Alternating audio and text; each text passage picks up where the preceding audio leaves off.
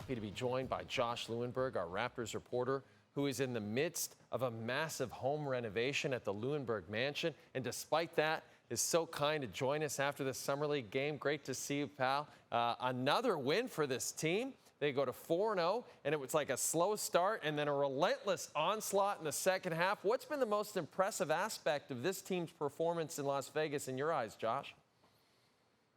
Well, now I have to talk about the reno because like the Raptors, my house is going through a rebuild. And like the Raptors, I'm hoping it'll be quick, relatively painless, and won't put me into the luxury tax.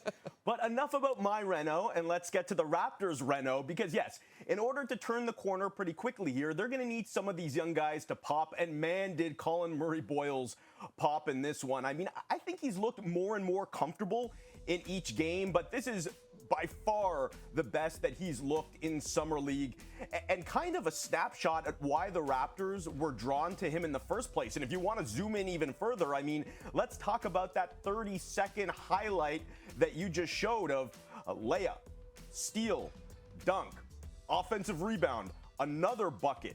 I mean, the way that he impacts the game on both ends of the floor and gets you extra possessions, this is ultimately what the Raptors are looking for, is guys that can do a lot of different things and impact the game in a lot of different areas.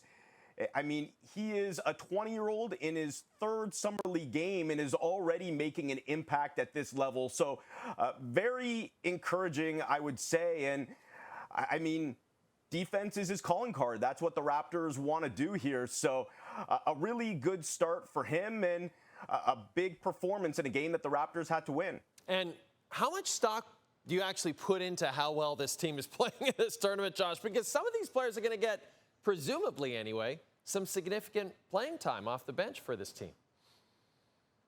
Yeah, probably means a little bit more than usual this year just because of all the regular roster players that are participating for the Raptors in Las Vegas. I still say that you need to take things with a grain of salt, but look, the old adage is Summer League doesn't necessarily tell you who can play, but it tells you who can't play. And the good news here is none of the Raptors look out of place. The guys that you want to and need to see progress from have shown that progress. And I think if you look at how this team, how the Raptors performed in Summer League over the last 2 years, 3-7 record combined, I think 23rd and 28th place finishes. And then you look at this, 4-0, a massive point differential. They're going to be the first seed going into the semifinals.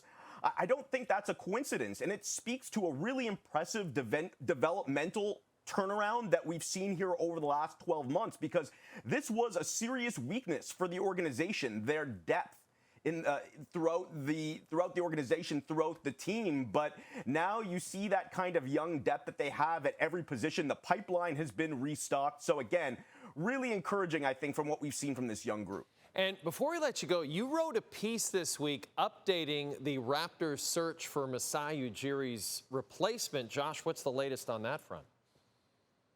Just when I thought we were done talking about messy renos. But yes, from what I've heard, MLSC has been working with a CAA-led search firm in order to find Masai Ujiri's replacement. The firm submitted a list of recommended candidates to the MLSC board last week.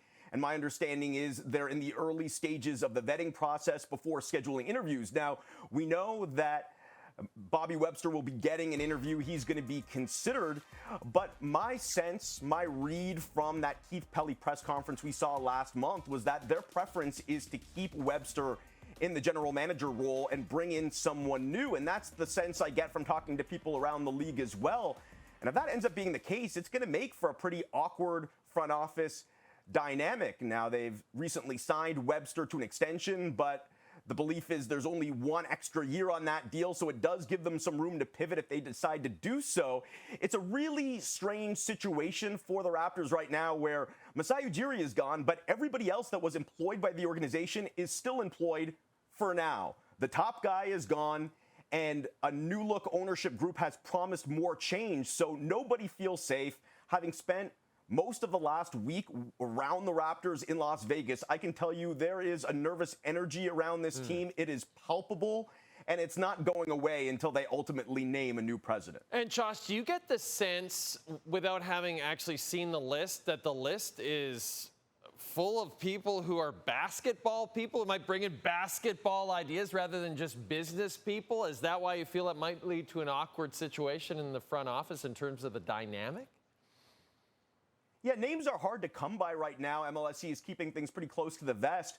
But first of all, we know that they're on a budget. And it's the biggest reason why Masai Ujiri was let go. His $15 million annual salary was deemed too rich for their blood. So we have a pretty good idea that they're not going to be going after massive names like, let's say, Bob Myers, the former Warriors exec. It wouldn't be a surprise if whoever does get hired is somebody that Raptors fans might have to Google and look up a little bit. I mean, one thing that I'm wondering, and I've heard from people around the league, is there's a possibility here that the Raptors could follow a bit of a league-wide trend recently and hire somebody that either is currently a player agent or has experience as a player agent.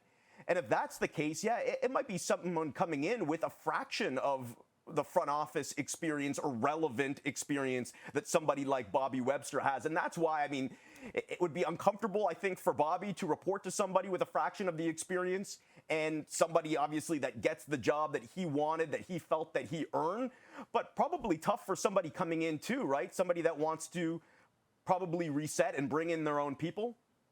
Absolutely agree. Josh, this is terrific stuff. You've been great. And I wish you the best of luck with that home renovation, okay? Don't get frustrated. It's going to come together in time, okay?